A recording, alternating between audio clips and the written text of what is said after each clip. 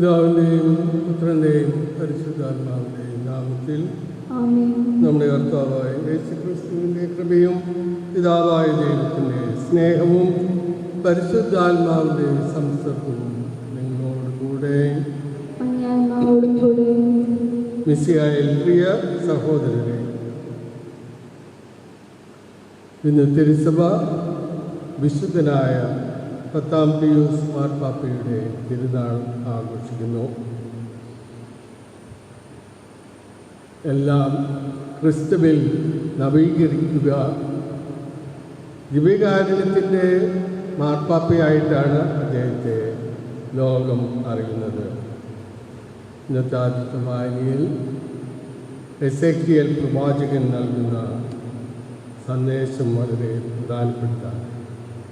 വരണ്ട അസ്ഥികൾക്ക് ഞാൻ ജീവൻ നൽകും, ഇസ്രായേൽ ജനങ്ങളെ തിരികെ പ്രവാസ ജീവിതത്തിൽ നിന്ന് തിരിച്ചു കൊണ്ടുവരും എന്നുള്ള സന്ദേശമാണ് നമുക്ക് നൽകുക. സുവിശേഷ യേശുനാഥൻ വീണ്ടും ദൈവത്തിൻ്റെ കൽപ്പന പാലിക്കണമെങ്കിൽ സഹോദരരെ സ്നേഹിക്കണമെന്നുള്ള ഈ 2 കൽപ്പനകളിലും അടങ്ങിയിരിക്കുന്നതാണ് സർവ നിയമങ്ങളും സർവ പ്രവാചകന്മാരുടെയും സന്ദേശങ്ങളെന്ന് വീണ്ടും നമ്മെ ഓർമ്മിപ്പിക്കുകയാണ്. നമ്മുടെ ജീവിതം ദൈവത്തിനെ കൂടുതൽ പ്രീതികരമാക്കുവാൻ, ക്രിസ്തുവിൽ നവീകരിക്കപ്പെടുവാൻ ദൈവത്തിൻ്റെ കൽപ്പനകൾ നമ്മൾ പാലിച്ച് ജീവിക്കണമെന്നും ആ കൽപ്പനകൾക്കെതിരായി ചിന്തിക്കുകയോ സംസാരിക്കുകയോ പ്രവർത്തിക്കുകയോ ചെയ്തിട്ടുണ്ടെങ്കിൽ ആ സന്ദർഭങ്ങളെ ഓർത്ത് മനസ്തപിച്ച് ദൈവത്തിനോട് മാപ്പ് ചോദിച്ചുകൊണ്ട് ഈ ദിവ്യബലിയിൽ നമുക്ക് ഭക്തിയോടെ പങ്കെടുക്കാം. സർവശക്തനായ ദൈവത്തോടും സഹോദരങ്ങളോടും ഞാൻ പറയുന്നു, എന്തെന്നാൽ വിചാരത്താലും വാക്കാലും പ്രവൃത്തിയാലും ഉപേക്ഷയാലും ഞാൻ വളരെയേറെ പാപം ചെയ്തു. എൻ്റെ പിഴ ആകയാൽ നിത്യകന്യായ പരിശുദ്ധ മറിയത്തോടും എല്ലാ മാലാഖമാരോടും വിശുദ്ധരോടും ഞാൻ അപേക്ഷിക്കുന്നു, എനിക്ക് വേണ്ടി നമ്മുടെ കർത്താവായ ദൈവത്തോട് പ്രാർത്ഥിക്കണമേ. സർവശക്തനായ ദൈവം കനിഞ്ഞ് പാപങ്ങൾ പുറത്ത് നമ്മെ നിത്യജീവിതത്തിലേക്ക് നയിക്കുമാറാകട്ടെ.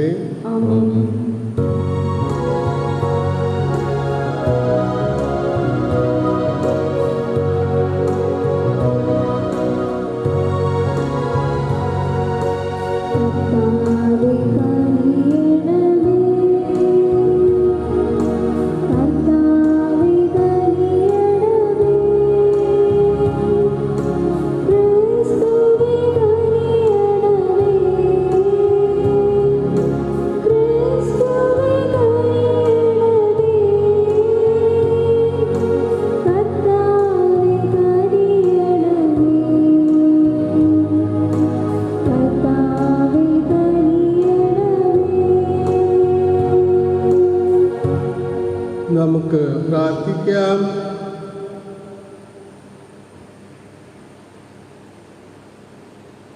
ദൈവമേ, കത്തോലിക്ക വിശ്വാസം സംരക്ഷിക്കുന്നതിനും ക്രിസ്തുവിൽ സർവവും പുനരുദ്ധരിക്കുന്നതിനും വേണ്ടി വിശുദ്ധ പിയൂസ് പാപ്പായെ സ്വർഗീയ ജ്ഞാനവും അപ്പസ്തോലിക സ്ഥൈര്യവും നൽകിക്കൊണ്ട് അങ്ങ് നിറച്ചുവല്ലോ. അദ്ദേഹത്തിൻ്റെ പ്രബോധനങ്ങളും മാതൃകയും പിഞ്ചെന്ന് നിത്യസമ്മാനം പ്രാപിക്കാൻ കാരുണ്യപൂർവ്വം ഞങ്ങളെ അനുഗ്രഹിക്കണമേ. അങ്ങയുടെ പരിശുദ്ധാത്മാവുള്ള ഐക്യത്തിൽ എന്നെന്നും ദൈവമായി ജീവിക്കുകയും വാഴുകയും ചെയ്യുന്ന അങ്ങേ പുത്രനും ഞങ്ങളെ കർത്താവുമായ യേശുക്രിസ്തു വഴി ഈ പ്രാർത്ഥന കേട്ടരുളണമേ.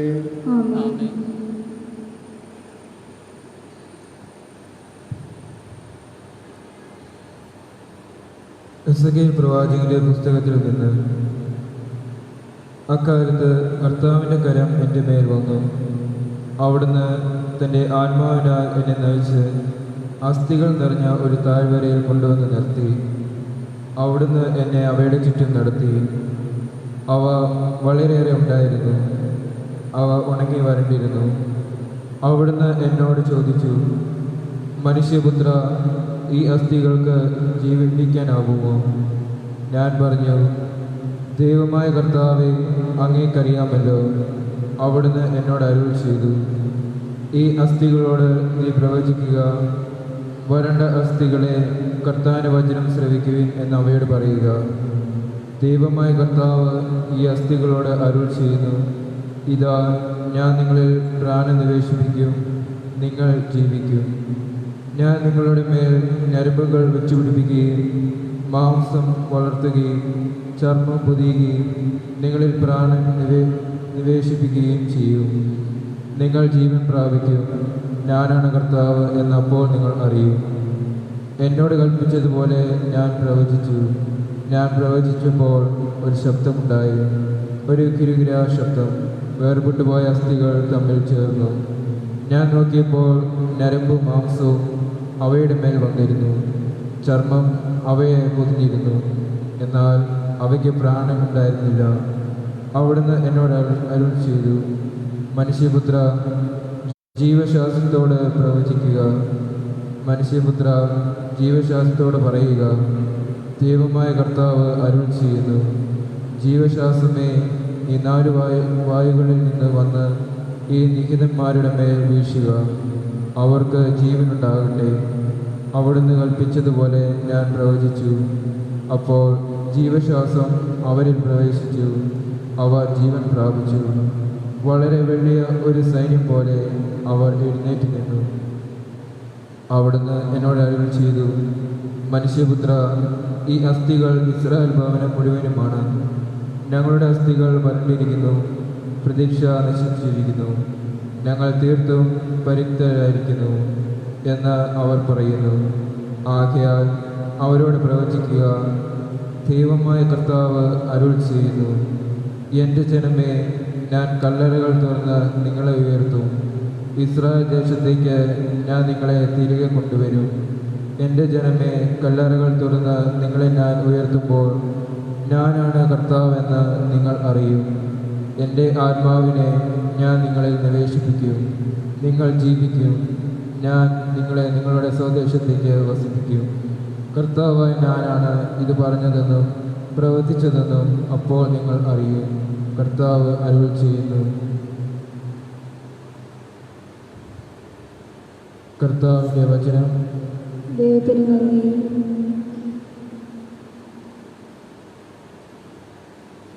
കർത്താവ് നന്ദി പറയുകയും അവിടുത്തെ കാരുണ്യം എന്നേക്കും നിലനിൽക്കുന്നു. കർത്താവ് നന്ദി പറയുകയും കർത്താവിന് നന്ദി പറയുകയും അവിടുത്തെ കാരുണ്യം എന്നേക്കും നിലനിൽക്കുന്നു. അവിടുത്തെ കാരുണ്യം എന്നേക്കും നിലനിൽക്കുന്നു.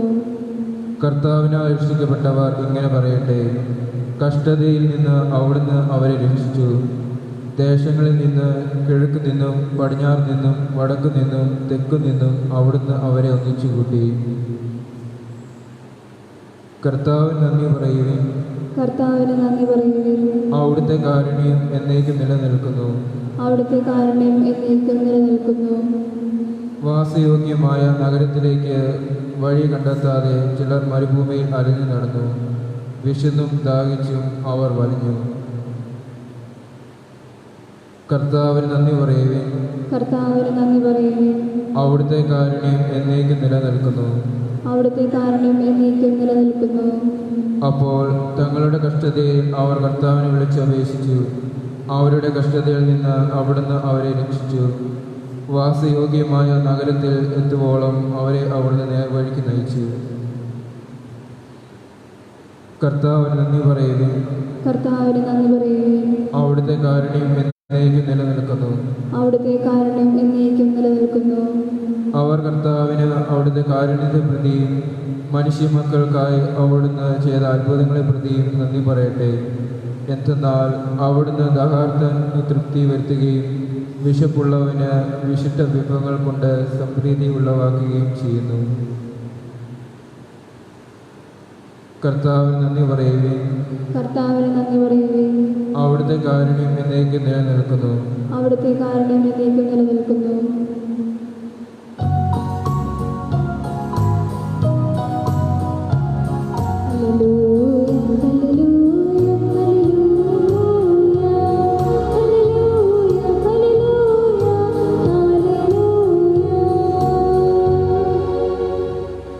കർത്താവേ, അങ്ങയുടെ പാതകൾ എന്നെ പഠിപ്പിക്കണമേ, അങ്ങയുടെ സത്യത്തിലേക്ക് എന്നെ നയിക്കണമേ.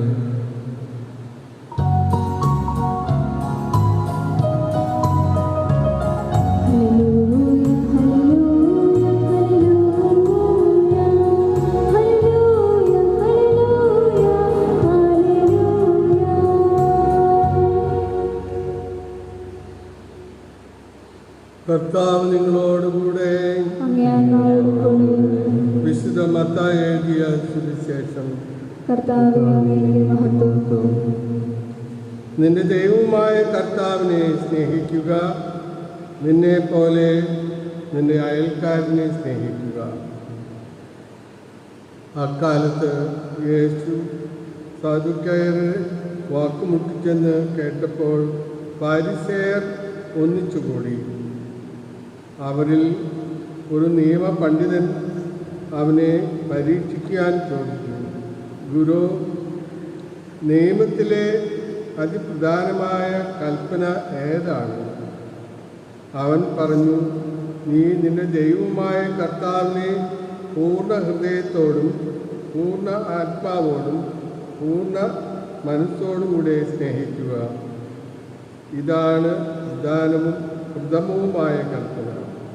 രണ്ടാമത്തെ കൽപ്പനയും അതിന് തുല്യം തന്നെ. അതായത്, നിന്നെപ്പോലെ നിന്റെ അയൽക്കാരനെയും സ്നേഹിക്കുക.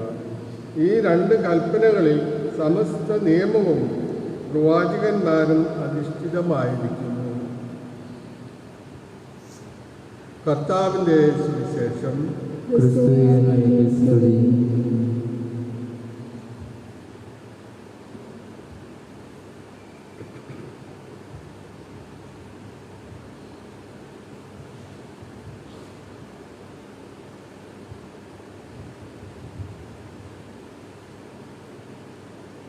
മിശിഹായിൽ പ്രിയ സഹോദരരെ, ക്രിസ്തുവിൽ സമസ്തവും നവീകരിക്കുക എന്നുള്ള ആപ്തവാക്യം സ്വീകരിച്ചുകൊണ്ടാണ് പരിശുദ്ധ പിതാവ് 10-ാം പീയൂസ് മാർപ്പാപ്പ തൻ്റെ തിരുസഭയിലെ ദൗത്യം ഏറ്റെടുത്തത്. അദ്ദേഹം 1865 ജനിക്കുകയും സാർത്ത കുടുംബത്തിലെ 10 മക്കളിൽ രണ്ടാമനായി തൻ്റെ ബാല്യകാലം ചെലവഴിച്ചു. സ്കൂളിൽ പോകുമ്പോൾ ദരിദ്രനായ അവന് ചെരുപ്പ് ധരിക്കാൻ കൂടി സാധിച്ചിരുന്നില്ല. എന്നാൽ നല്ല ഓർമ്മശക്തിയും സൽസ്വഭാവവും പഠിക്കാൻ മിടുക്കനുമായിരുന്ന അവൻ സെമിനറിയിൽ സ്കോളർഷിപ്പ് ലഭിക്കുകയും സെമിനറി അധികൃതർ നല്ല ഭാവിയുള്ള ഒരു സെമിനേറിയനാണ് അവനെന്ന് മനസ്സിലാക്കുകയും ചെയ്തു. തൻ്റെ പൗരോഹിത്യ ഗുരുപ്പെട്ട സ്വീകരണം കഴിഞ്ഞ ശേഷം 2-3 ഇടവകകളിൽ സേവനം ചെയ്തു. ആ ഇടവകകളിലെല്ലാം വളരെ നല്ല സുത്യർഹമായ സേവനം ചെയ്യുവാൻ ദൈവഭക്തിയും ദിപികാരണ ഭക്തിയും കുമ്പസാരക്കൂടിൽ മണിക്കൂറുകളോളം ചിലവഴിക്കുവാനുള്ള സന്നദ്ധതയുമൊക്കെ ജനങ്ങളെ വളരെ തൃപ്തരാക്കി. മാന്തുവായിലെ ബിഷപ്പായി അഭിഷേകം ചെയ്തതിന് ശേഷം തൻ്റെ വീട്ടിൽ പോവുകയും തൻ്റെ മാതാവിനെ കാണുകയും തൻ്റെ വിരൽ കാണിച്ചുകൊണ്ട് മോതിരം കാണിച്ചപ്പോൾ ആ അമ്മ അവനോട് പറഞ്ഞു, അവളുടെ കയ്യിലുള്ള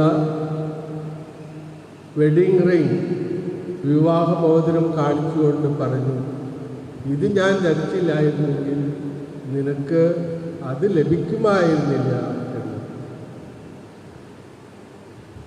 തൻ്റെ രൂപത ജീവിതവും സേവനവും ഒക്കെ മികച്ചതായിരുന്നു.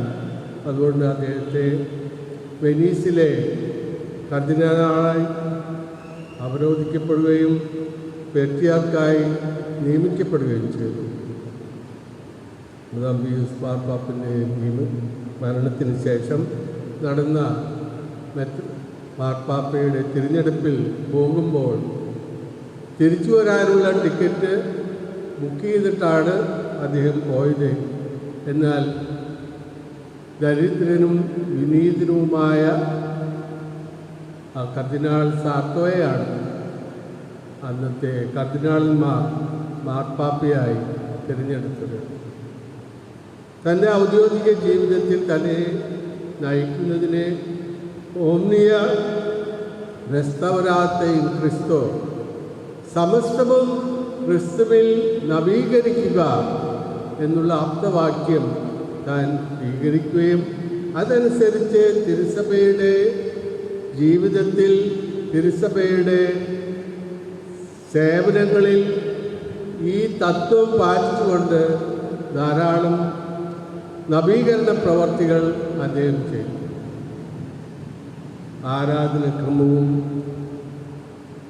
തിരുസഭയുടെ കാനവും നിയമങ്ങളും ദിവ്യകാരുണ്യത്തിനോടുള്ള ഭക്തിയും ആരാധനാ സമയത്ത് ആലപിക്കുന്ന ഗാനങ്ങളൊക്കെ നവീകരിക്കുകയും കൂടുതൽ നല്ല രീതിയിൽ കൂദാശകൾ സ്വീകരിക്കുവാൻ ജനങ്ങളെ പ്രോത്സാഹിപ്പിക്കുകയും ചെയ്തു. അക്കാലത്ത് എല്ലാ ദിവസവും ജനങ്ങൾക്ക് ദിവ്യകാരുണ്യം സ്വീകരിക്കുവാൻ അനുമതി ഉണ്ടായിരുന്നില്ല. എന്നാൽ അദ്ദേഹം എല്ലാവർക്കും എല്ലാ ദിവസവും ദിവ്യകാരുണ്യം സ്വീകരിക്കുവാൻ അനുവാദം നൽകുകയും മാത്രമല്ല, കൊച്ചുകുട്ടികൾ തിരിച്ചറിവ് പ്രായം കഴിഞ്ഞാൽ അവർക്ക് പ്രഥമ ദിവ്യകാരുണ്യം നൽകുകയും അവരെ ദിവ്യകാരുണ്യനാഥനിലേക്ക് അടുപ്പിക്കുവാൻ ദിവ്യകാരുണ്യം സ്വീകരിക്കുവാൻ പ്രോത്സാഹിപ്പിക്കുകയും ചെയ്യണമെന്നും അദ്ദേഹം നിർദ്ദേശിച്ചു. അതുകൊണ്ടാണ് വിശുദ്ധ പിയൂസ് മാർപ്പാപ്പയെ ദിവ്യകാരുണ്യത്തിൻ്റെ മാർപ്പാപ്പ എന്ന് ലോകം ആദരിച്ച് വിളിക്കുന്നത്. ഓരോ ദിവസവും നമ്മൾ ദിവ്യകാരുണ്യ തിരുബലിയിൽ നമ്മൾ പങ്കെടുക്കുന്നു, ദിവ്യകാരുണ്യം സ്വീകരിക്കുന്നു, ദിവ്യകാരുണ്യനാഥനോട് പ്രാർത്ഥിക്കുന്നുണ്ടെങ്കിൽ അതിനൊക്കെ ദൈവം നമുക്ക് പ്രതിഫലം നൽകും. അദ്ദേഹത്തിൻ്റെ കാലത്താണ് ഒന്നാം ലോകമഹായുദ്ധം ഉണ്ടായിരുന്നത്. അപ്പോൾ നിരവധി ജനങ്ങൾ മരിക്കേണ്ടി വന്നു. അദ്ദേഹം വളരെ അസ്വസ്ഥനായിരുന്നു. യുദ്ധത്തിൻ്റെ കെടുതികളും ഒക്കെ അദ്ദേഹത്തിൻ്റെ ഹൃദയത്തെ വളരെയധികം മുറിപ്പെടുത്തി. അദ്ദേഹം യുദ്ധത്തിൽ മരിച്ചവർക്ക് വേണ്ടി ഞാനും മരിക്കുന്നു എന്ന് പറഞ്ഞുകൊണ്ടാണ് താൻ ഈ ലോകവാസം വെടിഞ്ഞത്. പ്രിയ സഹോദരരെ, എല്ലാം ക്രിസ്തുവിൽ നവീകരിക്കപ്പെടണമെന്ന് ആഗ്രഹിച്ച മാർപ്പാപ്പയുടെ മാതൃക നമുക്ക് സ്വീകരിക്കാം. അതിന് നമ്മെ സഹായിക്കുന്നതാണ് ഇന്നത്തെ 2 വായനകൾ. ഇന്നലെ പ്രവാചകൻ എസേക്കിയാൽ പറഞ്ഞു, നിങ്ങൾക്ക് ഞാൻ പുതിയ ആത്മാവിനെ നൽകും, ഞാൻ നിങ്ങളെ നവീകരിക്കും, നിങ്ങൾ ദൈവത്തിലേക്ക് കർത്താവിലേക്ക് തിരിച്ചു കൊണ്ടുവരും. ഇന്ന് വരണ്ട അസ്ഥികളുടെ ഉപമ പറഞ്ഞുകൊണ്ട് വീണ്ടും അതേ സന്ദേശം തന്നെയാണ്. പ്രവാസ ജീവിതം കഴിഞ്ഞ് ഇസ്രായേൽ ജനങ്ങളെ വീണ്ടും ദൈവത്തിലേക്ക് തിരിച്ചു കൊണ്ടുവരും, അവർക്ക് പുതുജീവൻ നൽകും എന്ന് പറയുന്നു.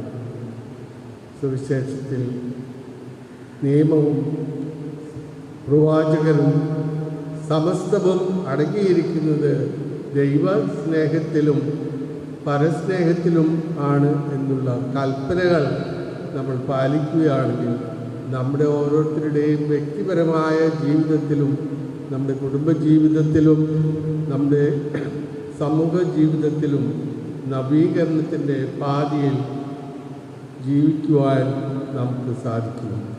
ഈ അനുഗ്രഹത്തിന് വേണ്ടി ദിവ്യകാരുണ്യനാഥനോട് നമുക്ക് പ്രാർത്ഥിക്കാം.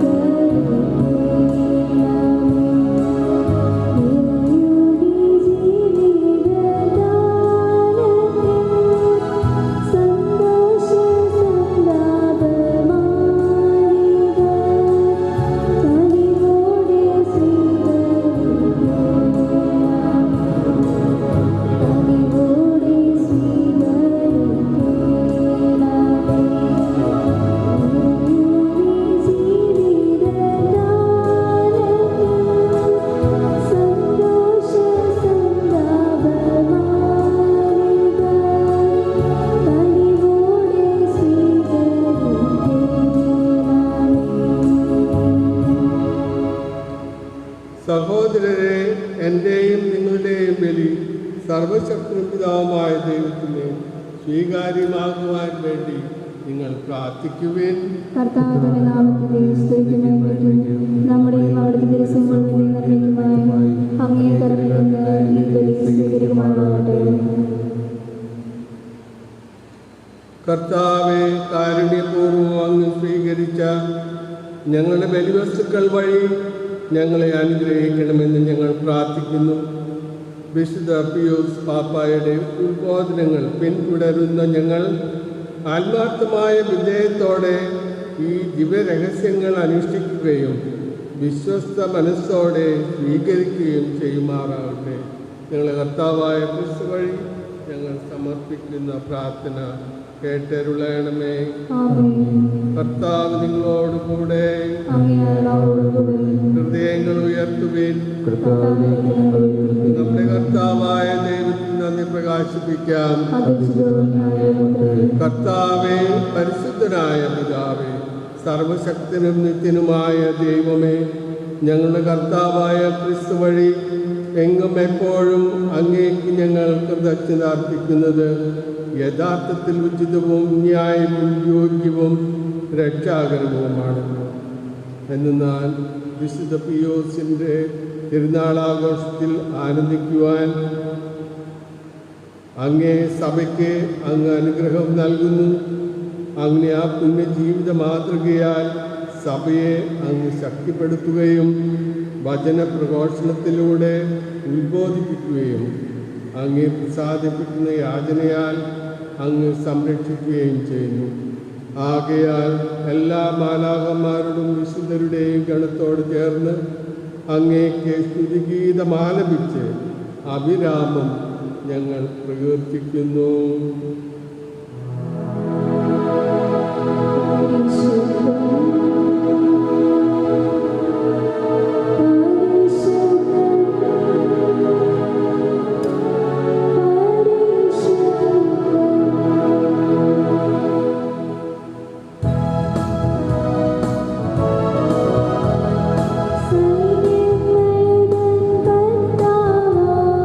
ദൈവം പരിശുദ്ധൻ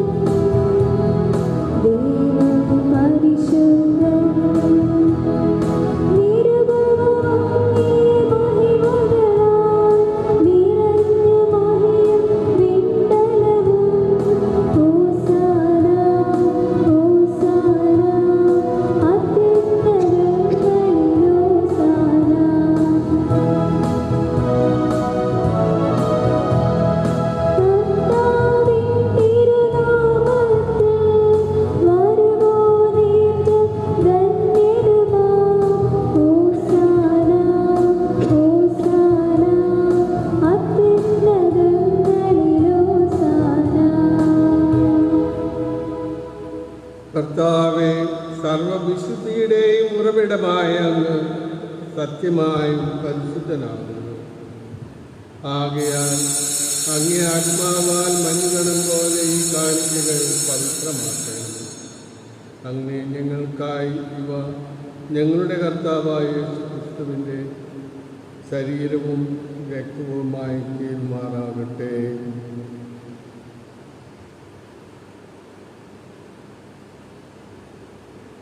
അവിടുന്ന് ഒറ്റിക്കൊടുക്കപ്പെട്ട് സ്വമനസ്സാലെ പീഡകൾ സഹിച്ചപ്പോൾ അപ്പമെടുത്ത് കൃതജ്ഞത പ്രകാശിപ്പിച്ച് മുറിച്ച് തൻ്റെ ശിഷ്യന്മാർക്ക് കൊടുത്തുകൊണ്ട് അരുൾ ചെയ്തു, എല്ലാവരും ഇതിൽ നിന്ന് വാങ്ങി ഭക്ഷിക്കുവേൻ. എന്തെന്നാൽ ഇത് നിങ്ങൾക്ക് വേണ്ടി അർപ്പിക്കുവാനിരിക്കുന്ന എൻ്റെ ശരീരമാകുന്നു.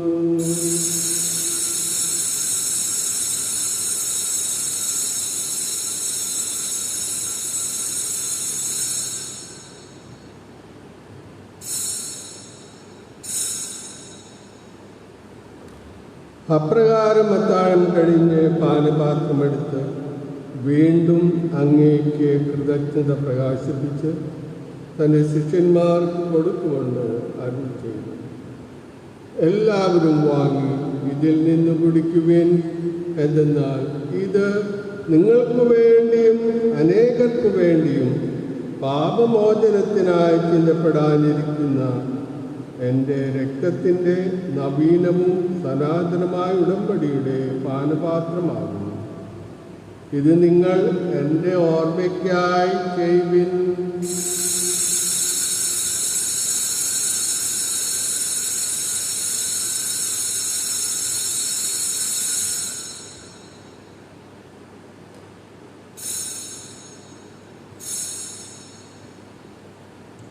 വിശ്വാസത്തിൻ്റെ രഹസ്യം. കർത്താവേ, അങ്ങ് വീണ്ടും വരുന്നതുവരെ അങ്ങേ മരണം ഞങ്ങൾ പ്രഖ്യാപിക്കുന്നു, അങ്ങേ ഉയർപ്പ് ഞങ്ങൾ ഏറ്റുപറയുന്നു. ആകയാൽ കർത്താവേ, അവിടുത്തെ മരണവും ഉയർപ്പും ഓർത്തുകൊണ്ട് അങ്ങേ തിരുമുമ്പിൽ നിൽക്കുന്നതിനും അങ്ങയെ പരിചരിക്കുന്നതിനും അർഹരാക്കി തീർത്തതിന് ഞങ്ങൾ നന്ദി പറഞ്ഞുകൊണ്ട് ജീവന്റെ അപ്പവും രക്ഷയുടെ പാനപാത്രവും ഞങ്ങൾ അങ്ങേക്ക് അർപ്പിക്കുന്നു. ക്രിസ്തുവിൻ്റെ ശരീരത്തിലും രക്തത്തിലും പങ്കുചേർന്ന് ഞങ്ങളെ പരിശുദ്ധാത്മാവിൽ ഒന്നായി ചേർക്കണമെന്ന് താഴ്മയോട് ഞങ്ങൾ അപേക്ഷിക്കുന്നു. കർത്താവെ, ലോകമെങ്ങും വ്യാപിച്ചു കിടക്കുന്ന അങ്ങേ സഭയെ ഓർക്കണമേ. ഞങ്ങളുടെ ഫ്രാൻസിസ് പാപ്പയോടും ഞങ്ങളുടെ അതിരൂപത അധ്യക്ഷനായ ജോസ് മെത്രോപ്പൊലിത്തയോടും വൈദിക ഗണത്തോടുമൊത്ത് സഭയെ അങ്ങ് സ്നേഹത്തിൻ്റെ പൂർണ്ണതയിൽ എത്തിക്കണമേ.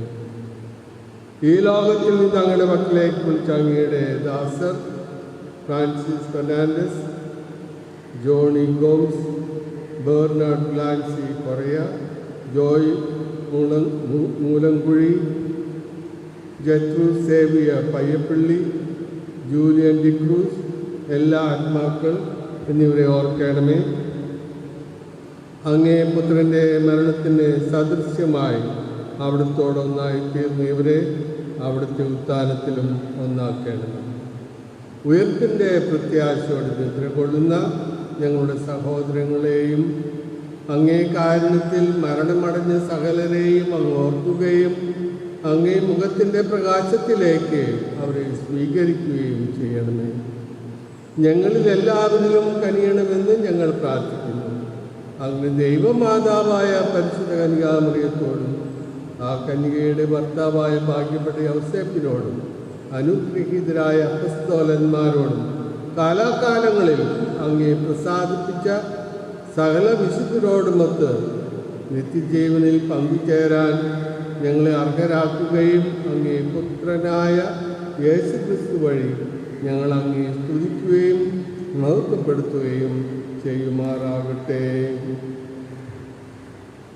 ക്രിസ്തുവിലൂടെ, ക്രിസ്തുവിനോടുകൂടെ, ക്രിസ്തുവിൽ തന്നെ സർവശക്തനായ ദൈവവും പിതാവുമായ അങ്ങേക്ക് പരിശുദ്ധാത്മാവുമുള്ള ഐക്യത്തിൽ എല്ലാ ബഹുമതിയും മഹത്വവും എന്നും എന്നേക്കും.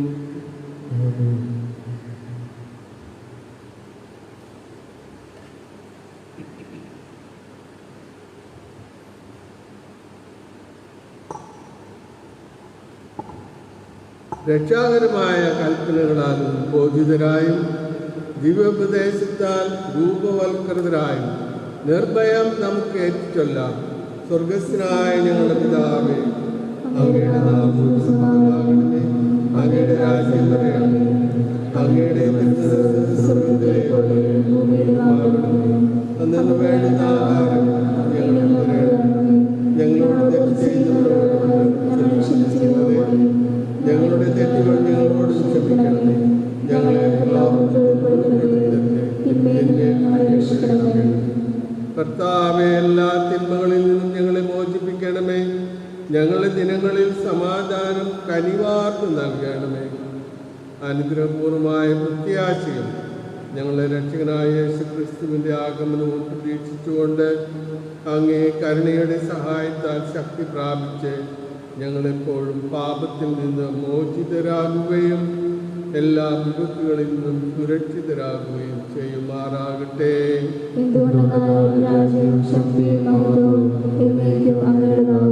സമാധാനം ഞാൻ നിങ്ങൾക്ക് നൽകുന്നു, എൻ്റെ സമാധാനം നിങ്ങൾക്ക് ഞാൻ തരുന്നു എന്ന് അങ്ങേ അപ്പസ്തോലന്മാരോട് അരുൾ ചെയ്ത കർത്താവായ യേശുക്രിസ്തുവേ, ഞങ്ങളുടെ പാപങ്ങളെല്ലാം പിന്നെയോ അങ്ങേ സഭയുടെ വിശ്വാസം തൃക്കൺ പാർത്ത് അങ്ങേ തിരുവുള്ളമനുസരിച്ച് സഭയ്ക്ക് സമാധാനവും ഐക്യവും നൽകാൻ കനിയണമേ.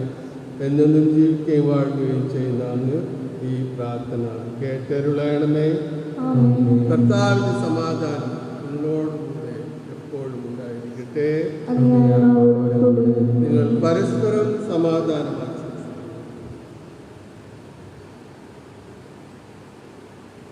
ലോകത്തിന്റെ പാപങ്ങൾ നീക്കുന്ന ദൈവകുഞ്ഞാടേ, ഞങ്ങളിൽ കനിയണമേ. ലോകത്തിന്റെ പാപങ്ങൾ നീക്കുന്ന ദൈവകുഞ്ഞാടേ, ഞങ്ങളിൽ കനിയണമേ. ലോകത്തിന്റെ പാപങ്ങൾ നീക്കുന്ന ദൈവകുഞ്ഞാടേ, ഞങ്ങൾക്ക് സമാധാനം നൽകണമേ.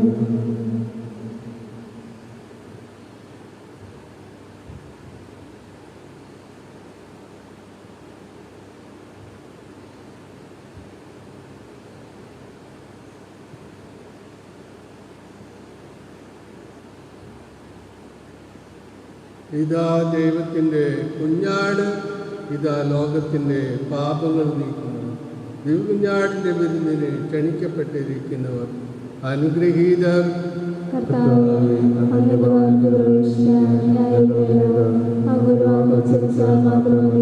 എന്റെ ആത്മാവ് സുഖം പ്രാപിക്കും.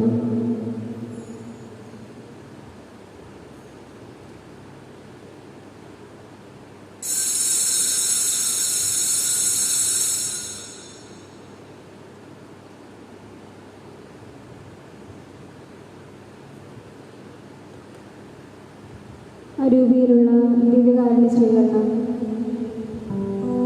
എൻ്റെ യേശുവേ, അങ്ങ് ഈ ദിവ്യകൂദാശയിൽ സന്നിഹിതനാണെന്ന് ഞാൻ വിശ്വസിക്കുന്നു. എല്ലാ വസ്തുക്കളെക്കാൾ ഞാൻ അങ്ങേ സ്നേഹിക്കുകയും എൻ്റെ ആത്മാവിലങ്ങേ സ്വീകരിക്കുവാൻ ഞാൻ ആഗ്രഹിക്കുകയും ചെയ്യുന്നു. ദിവ്യകൂദാശയിൽ അങ്ങേ സ്വീകരിക്കുവാൻ ഇപ്പോൾ എനിക്ക് സാധ്യമല്ലാത്തതിനാൽ അരൂപി എൻ്റെ ഹൃദയത്തിലേക്ക് അങ്ങ് എഴുന്നള്ളി വരണമേ. അങ്ങ് എന്നിൽ സന്നിഹിതനാണെന്ന് വിശ്വസിച്ച് ഞാൻ അങ്ങേ ആശ്ലേഷിക്കുകയും എന്നെ അങ്ങയോട് പൂർണ്ണമായും ഐക്യപ്പെടുത്തുവാൻ ആഗ്രഹിക്കുകയും ചെയ്യുന്നു. ഒരിക്കലും അങ്ങയിൽ നിന്ന് അകലാൻ എന്നെ അനുവദിക്കരുതേ. ആമേൻ.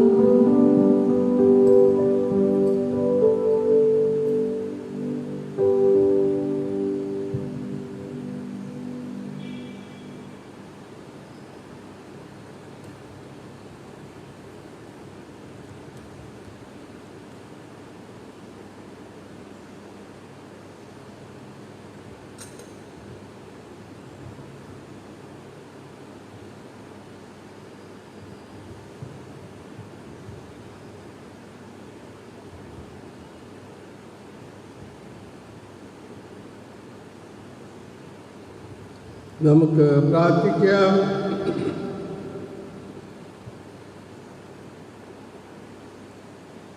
ഞങ്ങളുടെ ദൈവമായ കർത്താവേ, വിശുദ്ധ പിയൂസ് പാപ്പായുടെ സ്മരണാഘോഷിച്ചുകൊണ്ട് ഞങ്ങൾ പ്രാർത്ഥിക്കുന്നു.